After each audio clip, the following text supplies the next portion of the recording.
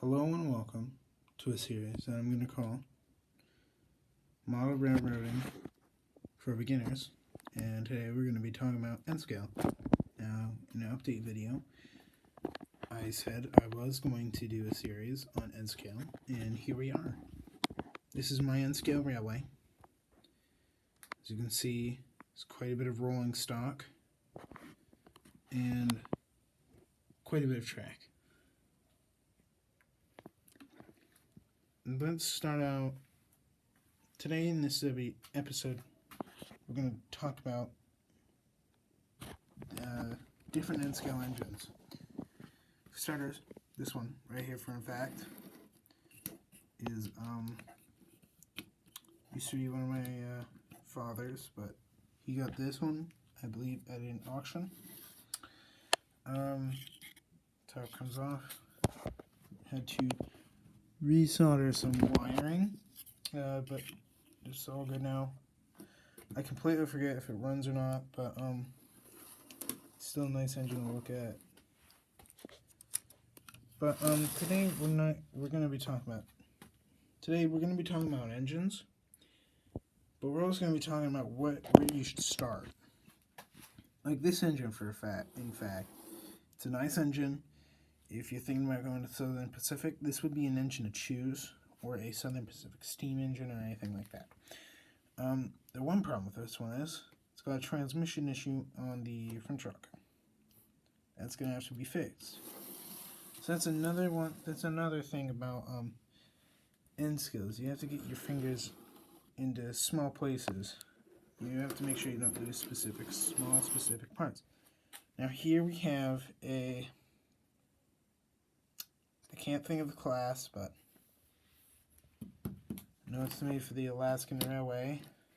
I know that. And we have, actually no, it's made by the Northern Railway.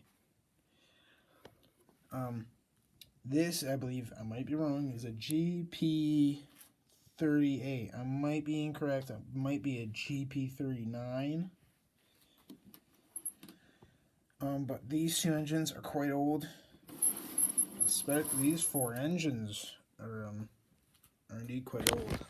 But now some people are gonna be like, well, where are the steam engines? Are there any steam engines? Well, I do have 3 steam engines. 2 operational and 1 not operational. And this is the one that's not operational. Is this steam engine right here. It's an 040.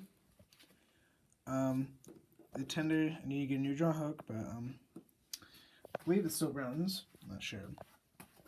But it's an 040. You can see it's been hit with some fake snow stuff.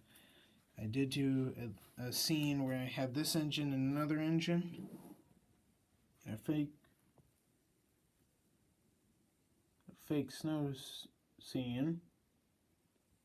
Sorry for the stop there. Some just something that was tipping over spooked me. So we're gonna just push that one over there. Now this engine, I have to be honest, it's a Pacific. It's a 462 made by the Canadian Pacific, number 1244. And I actually got this at a train show for $35. Now this would probably be like around $80, $90. But I got it at a train show for $35. It's a nice engine, runs nice. It's had one accident where it's fallen off the table, but I'm not going to talk about that. This is what we're going to be talking about today. Is the yard boss set. This is where you want to start. Now, with every N-scale railway, it's got its ups and downs. So one down is it's small. Very small. The up is you can fit into tight areas. Not like this. You can fit into tight areas. And they aren't quite neat. Just one thing though, is that this is the original concept, and this right here would cost around $90. Around 90, so it's pretty, get an engine, You get you get 3 cars, 2 cars, a box car, and a hopper car, and a caboose. And you get quite a bit of track and a controller. So for $89, which really you should just say $90, it's a pretty nice train set. It's a train set that if any model railroader wanted steam, this is something you should go towards. If you want a diesel, there's various amounts of sets that have diesels, steam, anything like that. Even a command station or the little easy controller. Now, the next part 2, we'll be talking about rolling stock, coaches, hoppers, cabooses, and all that, all the 9 yards. And in part 3, we'll be talking about the design of this railway. So I hope you all enjoyed. Please like and subscribe, and feel free to leave a comment. And stay safe and stay well.